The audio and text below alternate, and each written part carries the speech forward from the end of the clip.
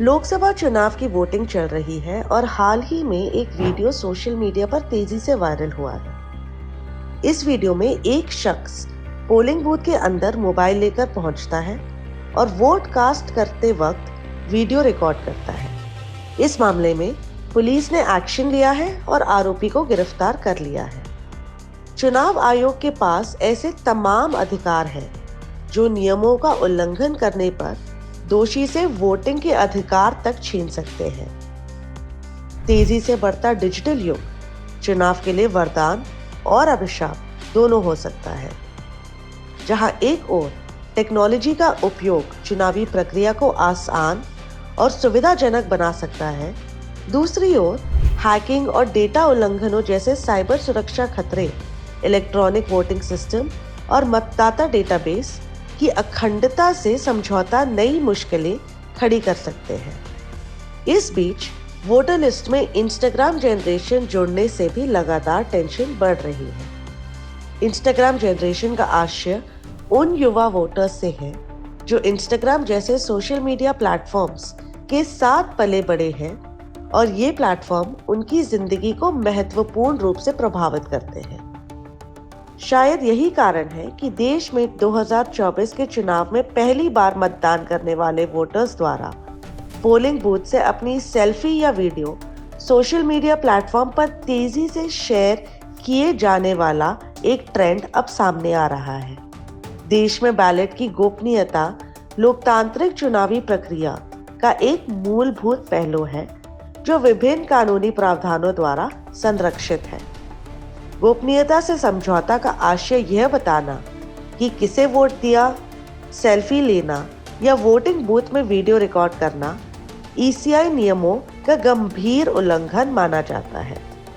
लोक प्रतिनिधित्व अधिनियम 1951 की धारा 128 मतदान की गोपनीयता बनाए रखना सुनिश्चित करती है। मतदान केंद्र पर किसी भी चुनाव अधिकारी, क्लर्क या किसी अन्य व्यक्ति को ये खुलासा करने से स्पष्ट रूप से प्रतिबंधित किया है कि किस मतदाता ने किसे वोट दिया है। यदि कोई मतदाता अपने वोट का खुलासा इस तरह करता है जिससे बैलेट की गोपनीयता का उल्लंघन होता है तो इसे दंडनीय अपराध माना गया है। धारा 128 के तहत उल्लंघन करते पाए जाने वाले किसी भी व्यक्ति को 3 महीने तक की कैद या जुर्माना या दोनों से दंडित किया जा सकता है।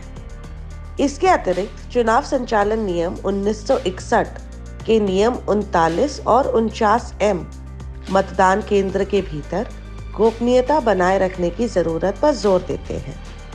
यह नियम ऐसे किसी भी कार्य पर रोक लगाते हैं जो उस उम्मीदवार की पहचान का खुलासा करता है जिसके लिए मतदाता ने मतदान किया है और मोबाइल फोन, कैमरा या किसी अन्य इलेक्ट्रॉनिक डिवाइस के उपयोग पर प्रतिबंध लगाता है जो मतदान केंद्र के अंदर तस्वीर या वीडियो को कैप्चर कर सकता है।